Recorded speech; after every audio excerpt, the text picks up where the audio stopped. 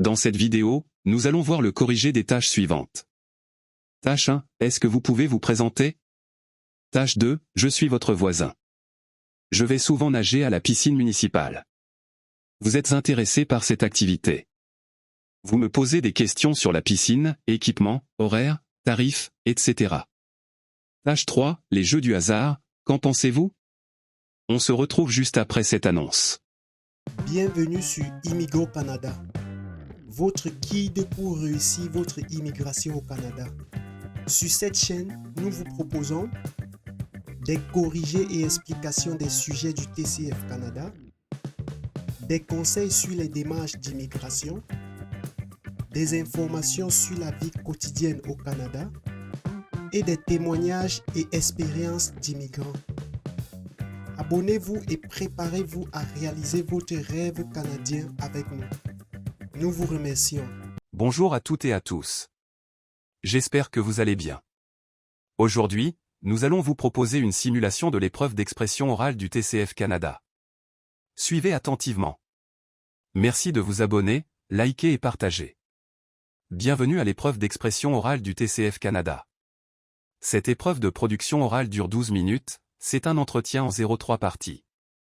Vous aurez 2 minutes pour vous préparer avant le début de la deuxième partie. L'entretien est enregistré. Il sera évalué 2 fois, une première fois sur place et une deuxième fois à France Éducation Internationale, FEI. À tout moment, vous pouvez me faire répéter ou reformuler un mot ou une question. Attention! Une fois l'enregistrement commencé, il ne pourra plus être stoppé. Avez-vous des questions? Oui monsieur, comment saurais-je que les 2 minutes sont terminées? Je vous dirai de commencer. Nous commençons. Voici la première tâche. Cette partie de l'épreuve dure 2 minutes. Est-ce que vous pouvez vous présenter? Bonjour. Je m'appelle Fatima El Amrani, j'ai 29 ans et je suis originaire du Maroc. Je réside dans le quartier Al-Masira à Casablanca. J'ai effectué mon parcours scolaire au lycée Ibn Battuta, où j'ai obtenu mon baccalauréat scientifique en 2010. Par la suite, j'ai poursuivi mes études à l'université Hassan II de Casablanca, où j'ai décroché une licence en économie en 2014. Après mes études, j'ai intégré le secteur bancaire, où j'ai travaillé pendant 5 ans en tant que conseillère financière. Grâce à mon professionnalisme et à mon engagement, j'ai évolué pour occuper le poste de gestionnaire de compte dans la même banque. En dehors du travail, je suis passionnée par le football, un sport que j'aime pratiquer avec mes amis lors de mes temps libres. Ma couleur préférée est le bleu. Sur le plan personnel, je suis mariée à Ahmed El Amrani depuis 2018. Notre relation repose sur l'amour, le respect et une grande complicité. Nous avons un projet qui nous tient particulièrement à cœur, immigrer au Canada. Cette démarche représente pour nous une opportunité de découvrir de nouvelles expériences enrichissantes et de développer nos perspectives professionnelles tout en renforçant notre vie de famille. Je vous remercie. À présent, nous passons à la tâche 2. Cette tâche dure 5 minutes 30 secondes au total. Vous allez recevoir un sujet. Vous devez me poser des questions pour obtenir des informations. Vous avez 2 minutes pour préparer l'entretien. Vous êtes autorisé à prendre de courtes notes si vous le souhaitez. Tenez cette feuille de brouillon. Vous ne devez pas écrire sur le sujet. C'est vous qui parlez en premier et c'est vous qui conduisez la conversation. L'entretien doit durer 3 minutes 30 secondes. Vous pouvez demander plus de précision ou faire répéter des informations. Je vous lis le sujet. Je suis votre voisin. Je vais souvent nager à la piscine municipale. Vous êtes intéressé par cette activité. Vous me posez des questions sur la piscine, équipement, horaires, tarifs, etc. Vous avez 2 minutes de préparation.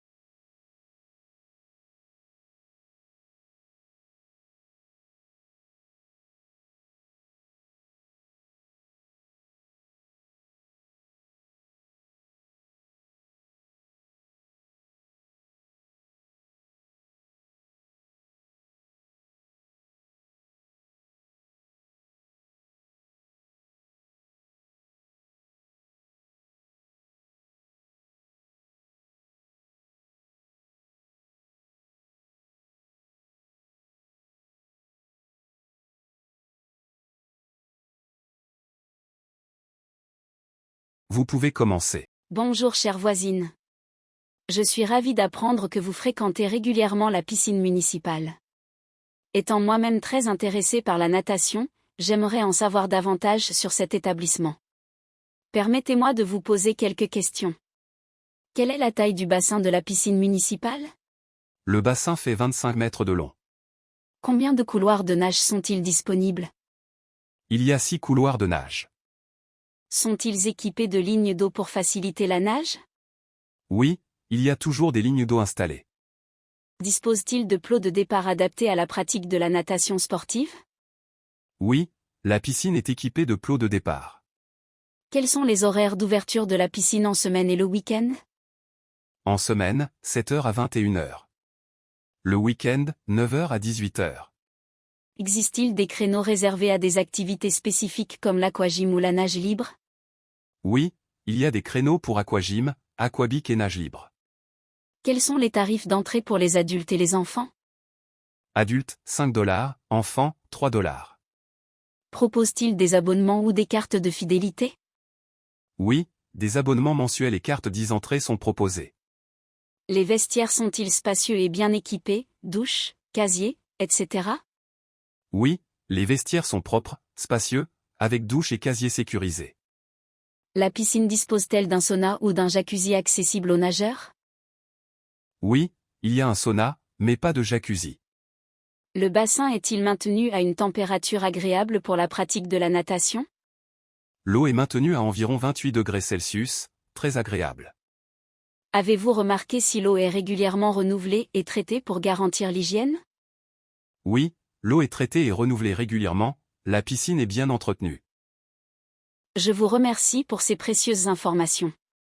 Elles m'aideront à mieux évaluer si cet endroit conviendrait à ma pratique de la natation. Concernant la tâche 3. Je vais vous proposer un sujet. Vous allez vous exprimer sur ce sujet de façon argumentative en utilisant des exemples, en justifiant vos idées, en essayant de me convaincre pendant 4 minutes 30 secondes. Elle se fait sans préparation. Voici le sujet. Les jeux du hasard, qu'en pensez-vous? Les jeux de hasard soulèvent de nombreux débats dans notre société et je pense qu'ils doivent être abordés avec prudence. D'un côté, ils peuvent procurer un certain divertissement et de l'excitation pour certains joueurs. Mais d'un autre côté, les risques liés à une pratique excessive sont bien réels et ne doivent pas être sous-estimés. Tout d'abord, les jeux de hasard comme les loteries, les casinos ou les paris sportifs offrent un certain attrait.